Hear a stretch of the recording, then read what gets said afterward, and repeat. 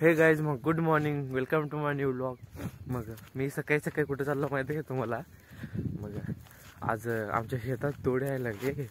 मग त्यासाठी त्यांनी नारळ पूजा करावी लागते ना, आधी नारळ वगैरे घेऊन चालू आहे. मग सकाळी सकाळी आत्ता 6 वाजले, ते 6 वाजून 9 मिनटं झाली. ती आत्ता चालू आहे बघा. व्हिडिओ चालू करा म्हटलं. मग सकाळी उठून शेणघाण वगैरे काढलो, आधी शेण वगैरे काढलो आणि नंतर चूल पेटवली. मस्तपैकी आंघोळ केलो आणि निघालो आता. आणि पाठी मग सनराईज पण बघा किती मस्त. असं उन्हाळ्यात आणि हिवाळ्यात सूर्याचे रंगीबेरंगी कलर, म्हणजे ते काय होतात, म्हणजे आभास पसंत करतात ना, काय मस्त होतात ते कलरफुल.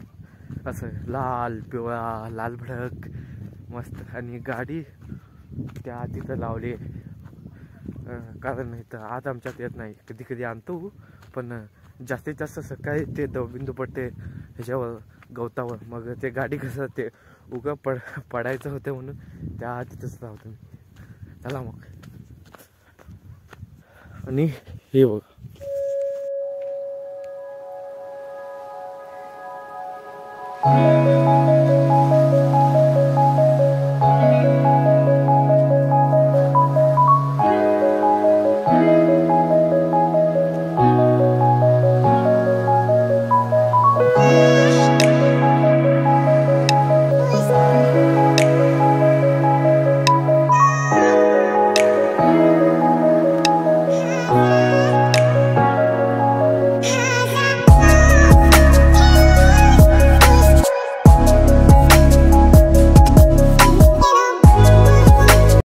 गाईज मग पूजा वगैरे केलो आणि आता तोडायला चालू केली. ती बघा मग इथं सूर्य पण बघा मस्तपैकी.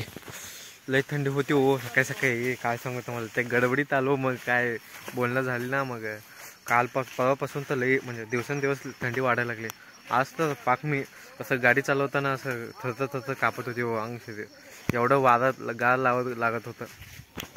आता तोडलं ते बघ, आत्ता तोडायला चालू केली ती. मग आज संध्याकाळ पण संपतंय सगळं.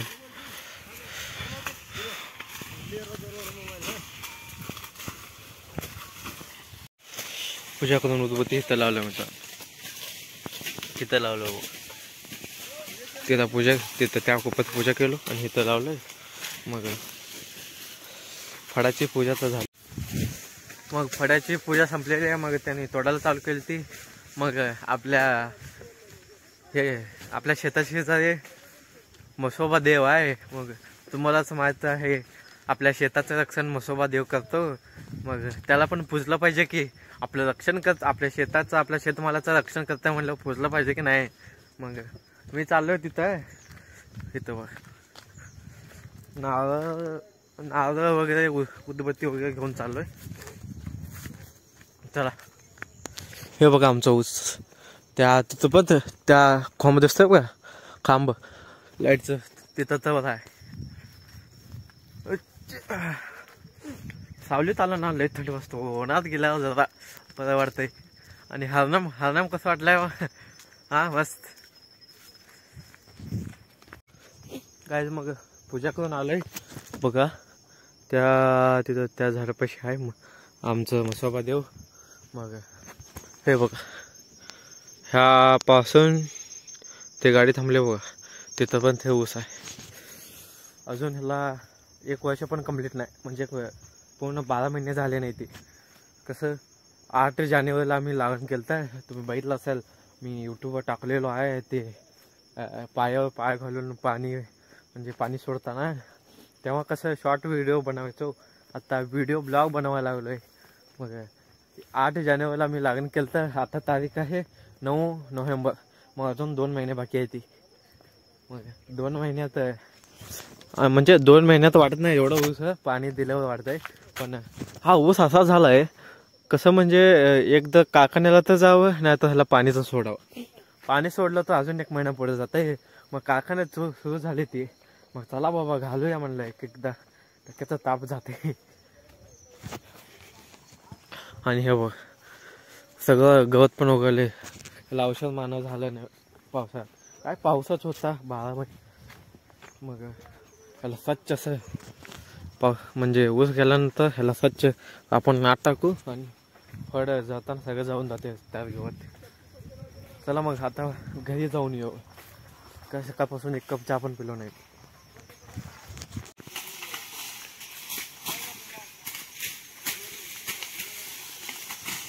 सो गाईज मग आता घरी जाऊया. बघा इथं तेवढंच एक लहान पेंड बांधून घेतलोय वाडाचं, कारण एक चारा एकदा टाकण्यापुरता चारा. मग चला.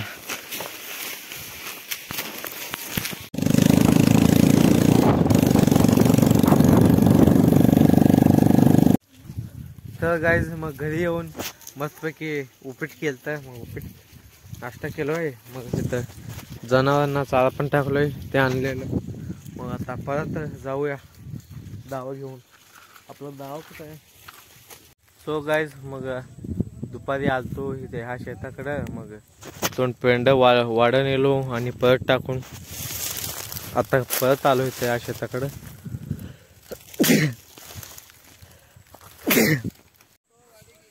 त्या तिथून लागलेली पात इथं तर आणून सोडली ती आणि बाकीचं एवढं राहिलंय आता तोडाली ती. मग मी खायलो 86 ऊस. खरंच 265 ह्या शेतात उगा 2 कांड्या लावलेल्या तेच खायला. लोक काय ठेवते ते सगळं खाऊन मोकळा 86 सत्यानाश करते ते. आणि तिथं वाढायला आली ती, वाढ न्यायला लागली ती. आणि ते बघा. हा हा येतो येतो. चला बाबा उचलून दे मन. चला मग.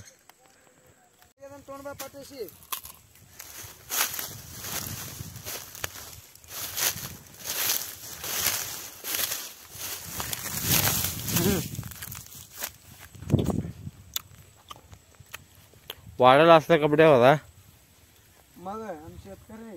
हा हॅलो जाऊ देत.